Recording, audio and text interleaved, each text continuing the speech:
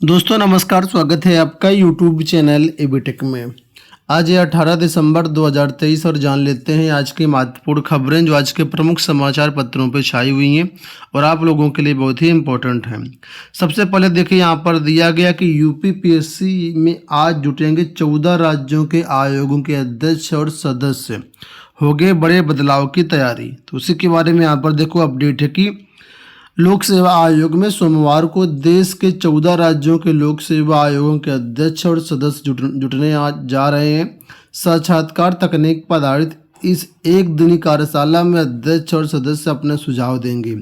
सुझावों के आधार पर भविष्य में साक्षात्कार तकनीक में बड़े बदलाव करने की तैयारी है। कार्यशाला का उद्घाटन सुबह 9 बजे इलाहाबाद हाईकोर्ट के कार्यवाहक मुख्य न्यायमूर्ति मनोज कुमार गुप्ता जी करेंगे। यूपी पीएससी ने भर्ती में पारदर्शिता के मद्देनजर बीते दिनों इंटरव्यू तकनीक में कई अहम बदलाव किए हैं। आयोग सीधी भर्ती की साक्षात्कार तकनीक में भी बदलाव करने जा रहा है। अब तक एक सदस्य और एक विशेषज्ञ का साक्षात्कार बोर्ड होता था, लेकिन अब 2 सदस्य और 2 विशेषज्ञ का साक्षात्कार बोर्ड बनेगा।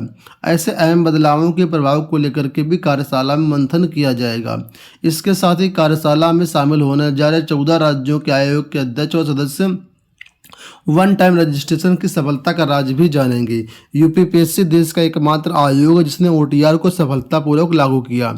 इसके पूर्व कुछ अन्य आयोगों ने भी ओटीआर लागू करने की व्यवस्था करने का प्रयास किया, लेकिन सफलता नहीं मिली। ओटीआर की व्यवस्था ने आवेदन प्रक्रिया को पूरी तरीके से सरलीकृत कर दिया है। तो आज यहाँ पर बैठक हुई कुल मिलाकर के, और जो है कई महत्वपूर्ण बदलाव यहाँ पर लोक सेवा आयोग में देखने को मिलेंगे। यहाँ देखो अपडेट है कि पीएससी के 10,000 पदों पर भर्तियां जल्द, पदोन्नति विसंगतियां होंगी दूर। सीएम योगी ने पीएससी के 76वें स्थापना दिवस पर किया ऐलान।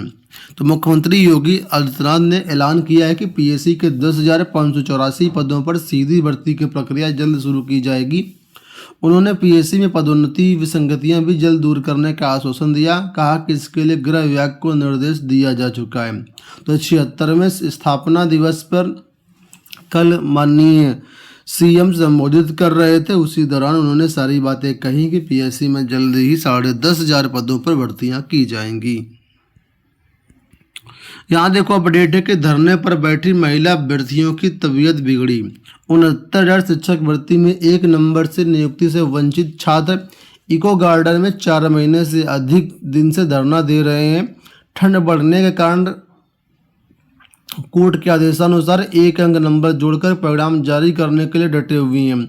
इसी बीच रविवार को लखनऊ की संध्या मिश्रा को ठंड के कारण तेज बुखार हो गया। महिला अभ्यर्थी की तबीयत खराब होने से अन्य अभ्यर्थी डर गए। महिला अभ्यर्थी को उपचार के लिए डॉक्टर के पास ले गए, जहां से प्राथमिक उपचार के बाद उसे घर भेज दिया गया है। अभ्यर्थियों ने कहा कि शैक्षिक परिभाषा के एक सवाल को गलत पाए जाने के बाद इलाहाबाद हाईकोर्ट ने 21 अगस्त 2021 को 1 अंक बढ़ाए जाने को लेकर के आदेश दिया था। इसके खिलाफ सरकार की तरफ से विशेष अपील दाखिल की गई और 9 नवंबर 2022 को सरकार की जो अपील है वो खारिज करके हाईकोर्ट के आदेश को सही बताया गया। तो कुल मिलाकर के अभ्यर्थी लगातार आंदोलन कर रहे हैं कि जो सुप्रीम कोर्ट से आदेश आया उसका अनुपालन करवाया जाए और रिजल्ट जारी किया जाए। यहाँ पर देखो अपडेट है नए आयोग को लेकर के। आप लोग जानते हैं नया आयोग के गठन की प्रक्रिया चल रही है, उसी के बारे में अपडेट है कि नवगठित शिक्षा सेवा चयन आयोग में छोड़ दिए गए लूप होल। सरकारी नौकरी देने वाले आयोग में काम करेंगे ठेके के कर्मचारी। इसी के बारे में यहाँ पर देखो अपडेट है कि बेसिक से लेकर के उच्च शिक्षा तक के शिक्षण संस्थानों में शिक्षक भर्ती के लिए उत्तर प्रदेश उच्चतर शिक्षा सेवा चयन आयोग की नियमावली की सूचना 13 दिसंबर को जारी कर दी गई है। प्रदेश में सबसे ज़्यादा सदस्यों वाला आयोग है। जल्द ही अध्यक्ष और सदस्यों का चयन होगा। उसके बाद अन्य पदों पर अधिकारियों व कर्मचारियों की तैनाती होगी और भर्ती प्रक्रिया शुरू हो जाएगी। लेकिन इस आयोग में एक लूप हो छोड़ दिया गया है। इसमें कंप्यूटर एवं आईटी समन्वयक, आईटी कोऑर्डिनेटर, आउटसोर्सिंग यानी ठेके के कर्मचारी होंगे, यानी कि संविदा आधार पर इनको भरा जाएगा। इसके जरिए भर्ती में सेंधमारी हो सकती है। भर्तियों में आउटसोर्सिंग विवादित रही है। इस व्यवस्था का प्रतियोगी छात्रों ने विरोध शुरू कर दिया है। उन्होंने इसकी शिकायत राज्यपाल और मुख्यमंत्री से की है। नए आयोग का गठन उत्तर प्रदेश लोक सेवा आयोग की तरह करने की योजना थी। नियमावली में सचिव, परीक्षा नियंत्रक, वित्त नियंत्रक, विधि अधिकारी, वित्त लेखा अधिकारी, उप सचिव आदि की व्यवस्था यूपीपीएससी की तरह ही की गई, लेकिन कंप्यूटर सेक्शन आउटसोर्सिंग से कर दिया गया है। यूपीपीएससी में कंप्यूटर सेक्शन खुद का है, इसलिए भर्तियां निष्पक्ष होती हैं। जिन संस्थाओं ने भर्तियां आउटसोर्सिंग से की उसमें सेंधमारी हुई है। प्रतियोगी छात्र संघर्ष समिति के अध्यक्ष अवनीश पांडे ने कहा कि सरकारी नौकरी मतलब लकी ड्रा खुल जाना है। इसे पाने के लिए लोग मोटी रकम देने को तैयार रहते हैं, इसलिए भर्तियों में निष्पक्षता बनाए रखना बहुत बड़ी चुनौती है। इस दौर में भर्ती का विज्ञापन निकालने से लेकर के परिणाम जारी करने तक सभी काम कंप्यूटर से ही होता है। ये काम आउटसोर्सिंग के लिए कर्मचारी करेंगे तो किसी स्तर पर भी खेल कर सकती हैं। उनकी खुद की नौकरी पक्की नहीं तो लालच के चक्कर में कुछ भी काम कर सकते हैं। विडंबना यह है कि ठेके के कर्मचारी सरकारी विभाग के लिए भर्ती करेंगे। समिति के मीडिया प्रभारी प्रशांत पांडे ने बताया कि उच्चतर शिक्षा सेवा आयोग में कंप्यूटर काम आउटसोर्सिंग से हुआ और ऐसे में आपने देखा होगा कि 18 अभ्यर्थियों का नंबर बढ़ा दिया गया। वो असिस्टेंट प्रोफेसर की नौकरी या पा गए। मामला हाईकोर्ट पहुंचा, जांच हुई तो मेरिट बदली गई, तो ये सभी भर्ती मेरिट से बाहर हो गए।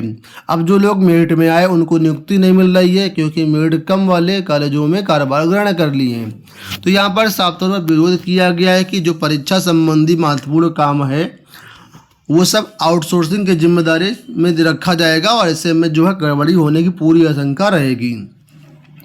यहाँ पर देखो अपडेट के शिक्षा सेवा चयन आयोग से होगी अटल आवासीय विद्यालयों में शिक्षकों की भर्ती। तो श्रम विभाग की ओर से प्रदेश के सभी 18 मंडल मुख्यालयों में स्थापित किए गए अटल आवासीय विद्यालयों में शिक्षकों की स्थायी भर्ती उत्तर प्रदेश शिक्षा सेवा चयन आयोग के माध्यम से की जाएगी।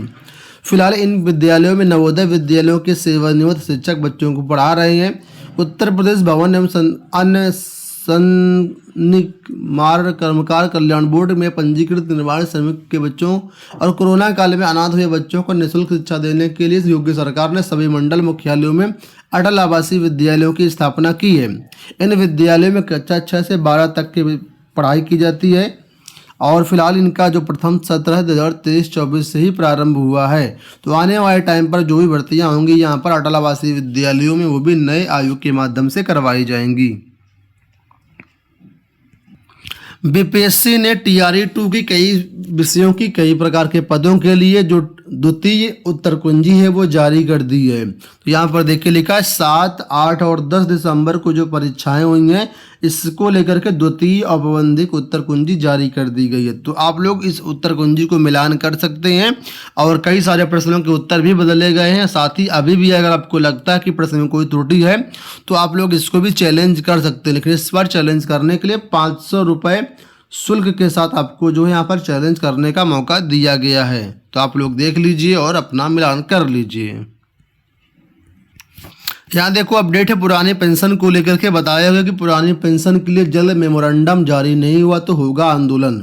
प्रदेश में भी केंद्रीय मेमोरेंडम के अनुक्रम में पुरानी पेंशन को लेकर के आदेश जारी कराने की मांग कर्मचारी संगठनों ने की है।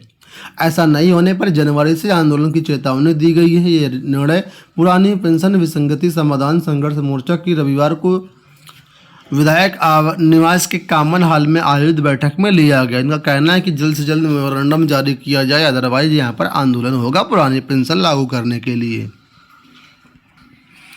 यहाँ अपडेट है बिहार को लेकर के। बिहार दरोगा भर्ती के प्रश्नों का पैटर्न बदला। राज्य में दरोगा के 1275 पदों पर नियुक्ति के लिए सभी जिलों में 613 परीक्षा केंद्रों पर परीक्षा आयोजित की गई। 2 पालियों में हुई इस परीक्षा में करीब 1.5 घंटे से अभ्यर्थियों की एंट्री दी गई, जबकि आधा घंटे पहले प्रवेश बंद कर दिया गया। कदाचार मुक्त परीक्षा को लेकर के सभी केंद्रों पर CCTV से निगरानी हुई। 2 माह के अंदर जो है 20 गुना अभ्यर्थियों का परिणाम जारी किया जाएगा और यहाँ पर जो है प्रश्नों का पैटर्न बदला रहा। ठीक है, तो कुल मिलाकर के बिहार दरोगा भर्ती में यहाँ पर जो है प्रश्न थे लगभग 60% प्रश्न थे जो आसान और मध्यम श्रेणी के थे और 40% प्रश्न कम से कम कठिन थे। और इस परीक्षा में 5 अभ्यर्थी ऐसे थे जो AMR सीट की कार्बन कापी ले गए हैं। इन पर जो केस दर्ज कर दिया गया है। मुजफ्फरनगर में 4 और गया में 1 परीक्षा केंद्र में ये नकल जो पकड़ने वाले अभ्यर्थी सामने निकल के आए हैं। दोस्तों ये हो गई आज की सारी अपडेट। इस वीडियो में इतना ही। धन्यवाद।